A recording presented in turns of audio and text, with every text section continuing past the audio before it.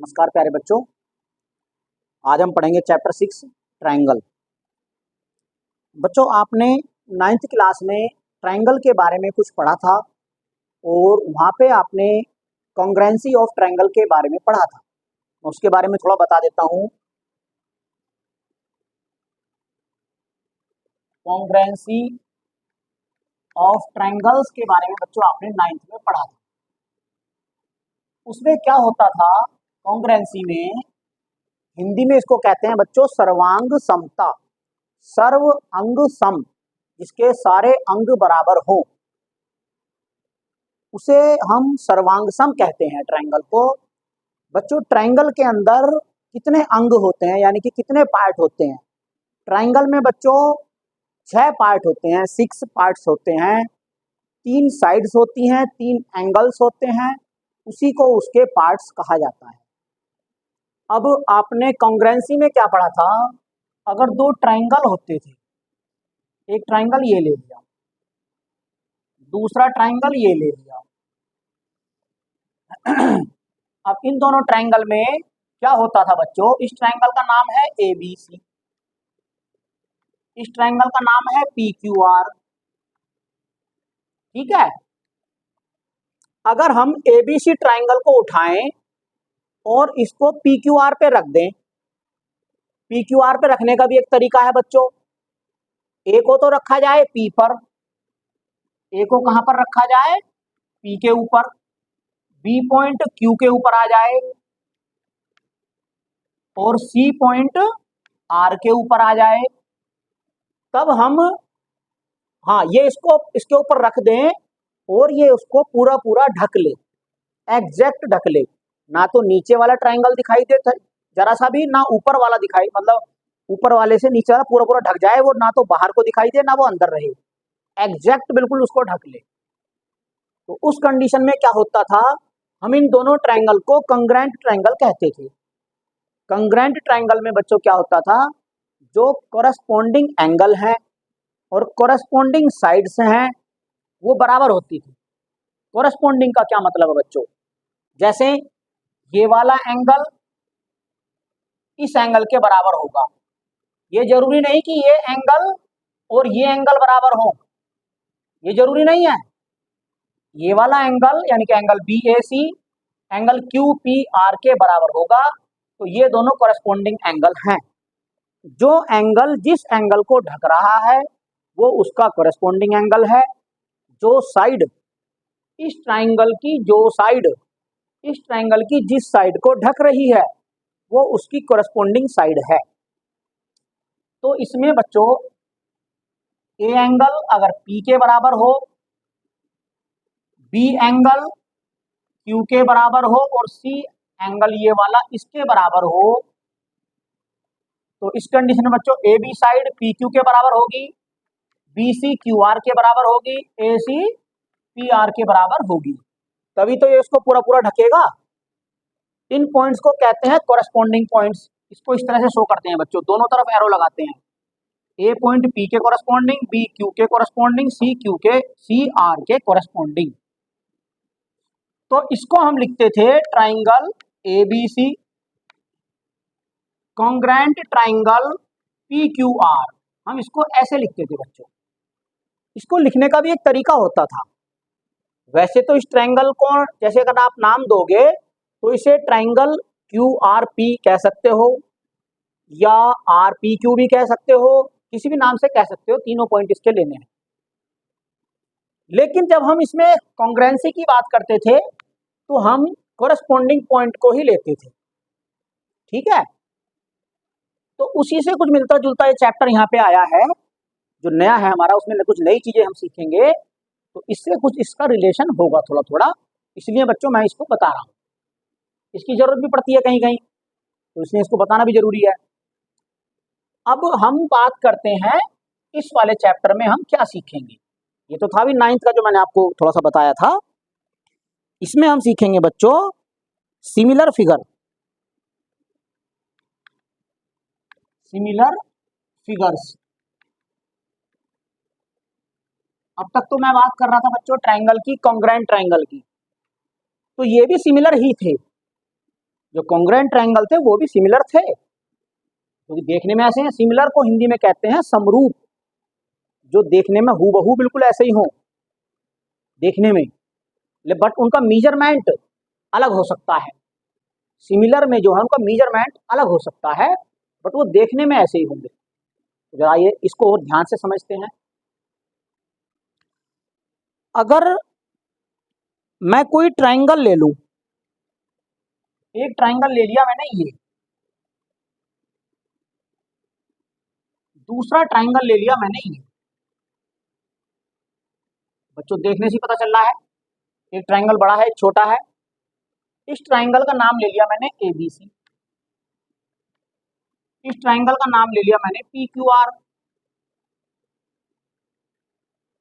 अब अगर इस ट्रायंगल के एंगल इस ट्रायंगल के कॉरस्पॉन्डिंग एंगल के इक्वल हैं, तो ये ट्रायंगल सिमिलर होंगे।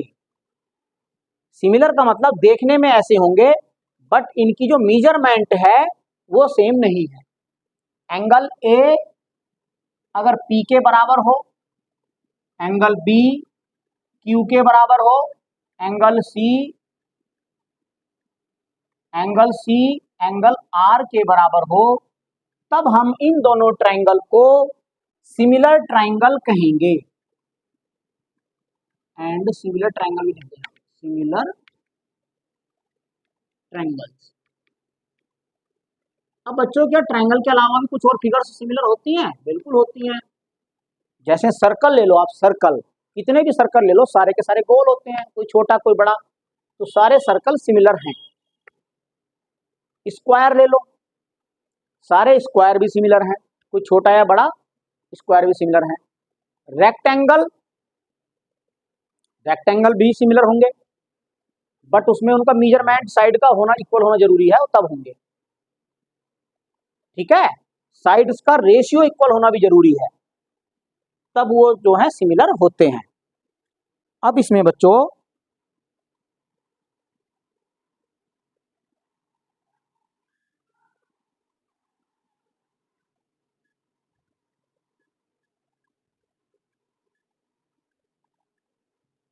तो जब दो फिगर के एंगल बिल्कुल इक्वल हो और उनकी साइड का रेशियो वो इक्वल हो, तब वो फिगर सिमिलर होती हैं। अब इसी के बेस पे आप एक्सरसाइज 6.1 आसानी से कर लोगे।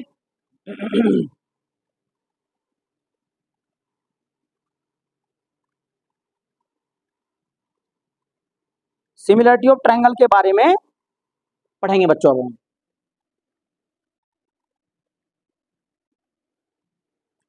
हाँ, अब इसमें क्या होता है बच्चों, जब दो ट्रायंगल सिमिलर हैं, टू ट्रायंगल्स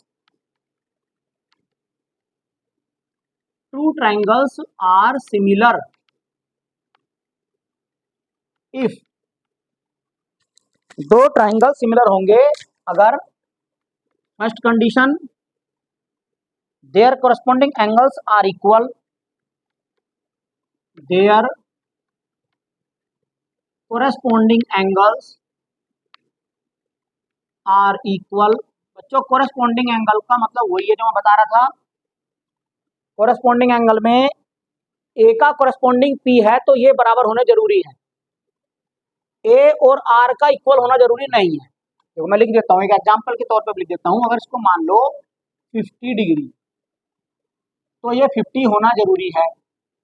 अगर ये 60 है तो ये भी 60 होगा, और ये 70 है तो ये भी 70 होगा। इन तीनों का टोटल भी देखो 180 आना जरूरी है बच्चों, क्योंकि ट्रायंगल के तीनों एंगल का सम 180 होता है। कभी इसमें कुछ और सम कर दो, ये छोटी छोटी बातों का हमें पता होना जरूरी है। तो पहली कंडीशन तो हो गई ये कि कोरेस्पॉन्डिंग एंगल उसके इक्वल होंगे, तो वो ट्रायंगल सिमिलर होंगे। या ऐसा कह दो, सिमिलर ट्रायंगल अगर हैं तो उसमें ये बात जरूर होगी उसके एंगल इक्वल होंगे। दूसरी, कोरेस्पॉन्डिंग साइड का रेशियो इक्वल होगा। The ratio of corresponding sides the ratio of corresponding sides are equal. अब पहली बात को कैसे करेंगे ये तो आप समझ ही गए, एंगल इक्वल हो जाएंगे। रेशियो का और लिख दो बच्चों, देखो यानी कि एंगल ए इक्वल टू किसके इक्वल होगा, angle P. Angle B equal to होगा angle Q. Angle C equal to होगा एंगल आर। तो ये तीनों एंगल इक्वल होगा कोरस्पॉन्डिंग। अब साइड का रेशियो बराबर होने का क्या मतलब है, इसका रेशियो इसके साथ निकाल लो बच्चों। रेशियो का मतलब होता है जिनका भी हम जो रेशियो निकाल रहे हैं दो चीजों का, तो उनमें एक को दूसरी से डिवाइड किया जाता है। डिवाइड करने के बाद जो आंसर आता है उसको ही रेशियो बोलते हैं। जैसे अगर मैं आपसे कहूं कि ए बी का पी क्यू के साथ रेशियो बताओ, तो कैसे निकलेगा, ए बी अपॉन में पी क्यू। ये जो निकल के आएगा वो ए बी का पी क्यू के साथ रेशियो होगा। तो बच्चों इसका रेशियो इसके साथ इक्वल टू होगा, इसका रेशियो इसके साथ equal to B C upon में क्यू आर इक्वल टू हो जाएगा A C upon P are.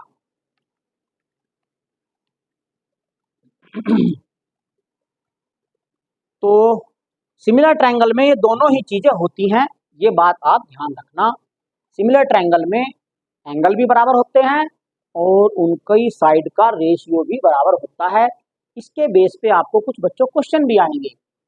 जैसे उसने बता दिया कि दो ट्रायंगल सिमिलर हैं, ए बी पी क्यू की वैल्यू दे दी, बी सी की वैल्यू दे दी, क्यू आर की वैल्यू आपसे पूछ लेगा, तो क्यू आर की वैल्यू बताओ, तो हम इसके अकॉर्डिंग बता देंगे। अगर उसने ए बी दे दिया, बी क्यू दे दिया, ए सी दे दिया, पी आर पूछ लिया, तो भी इसके अकॉर्डिंग बता देंगे। पहली और तीसरी को ले लेंगे इक्वल दिस। तो बच्चों इसका यूज होना है, इसको आपको अच्छे से समझना है।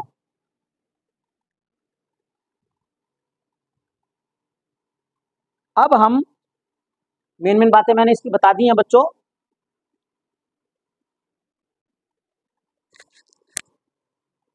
हाँ, और इसमें एक्सरसाइज 6.1 है, ये सिंपल है, मुझे नहीं लगता कि इसको कराने की जरूरत है।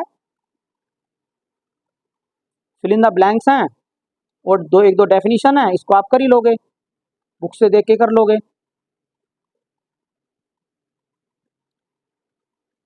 चलो ओरली समझा देते हैं। एक्सरसाइज 6.1 पहले क्वेश्चन में क्या कह रहा है वो, fill in the blanks using the correct word given in brackets, all circles are congruent similar. बच्चों वो कह रहा है सारे सर्कल कॉन्ग्रेंट होते हैं या सिमिलर होते हैं। अब सर्कल जो हैं कॉन्ग्रेंट तो जब होते जब वो सारे इक्वल होते, अब सर्कल तो छोटे बड़े भी होते हैं, तो इसलिए इसको लिखेंगे हम सिमिलर, कॉन्ग्रेंट होना जरूरी नहीं है। All squares are similar congruent. बच्चों स्क्वायर भी जो हैं छोटे होते हैं बड़े होते हैं, तो कॉन्ग्रेंट तो हो नहीं सकते, कॉन्ग्रेंट का मतलब तो बिल्कुल इक्वल, तो इसलिए सारे के सारे स्क्वायर जो हैं वो भी सिमिलर होते हैं। थर्ड में कह रहा है वो ऑल ट्रायंगल्स आर सिमिलर, सारे के सारे ट्रायंगल्स सिमिलर होते हैं। अच्छा, आइसोसेलेस या इक्विलेटरल। अब बच्चों आइसोसेलेस में तो सिमिलर होना जरूरी नहीं है, इक्विलेटरल जो ट्रायंगल होंगे सारे वो सब सिमिलर होंगे, क्योंकि उनकी सबकी साइड इक्वल है। जब उनकी साइड इक्वल है छोटे की बड़े की, तो उनका रेशियो इक्वल आ जाएगा, इसलिए इक्विलेटरल ट्रायंगल जो होंगे वो सब सिमिलर होंगे। आइसोसेलेस में रेशियो बराबर नहीं आएगा, चाहे देख लेना आप करके। आइसोसेलेस ट्रायंगल उसे कहते हैं जिसमें दो साइड बराबर होती हैं, इक्विलेटरल उसे कहते हैं जिसमें तीनों साइड बराबर होती हैं। Fourth part, two polygons of the same number of sides are similar if a their corresponding angles are equal and b their corresponding sides are proportional। दूसरे में आएगा proportional, पहले में आएगा equal। एंगल इक्वल हो और साइड का ratio equal हो, या प्रपोर्शन में भी कह सकते हैं उसको, प्रपोर्शन में हो। प्रपोर्शन का मतलब इक्वल रेशियो होता है, प्रपोर्शन का मतलब होता है रेशियो का इक्वल होना। अब तो इसमें दो क्वेश्चन और बच गए, मुझे उम्मीद आप कर ही लो। थैंक यू बच्चों।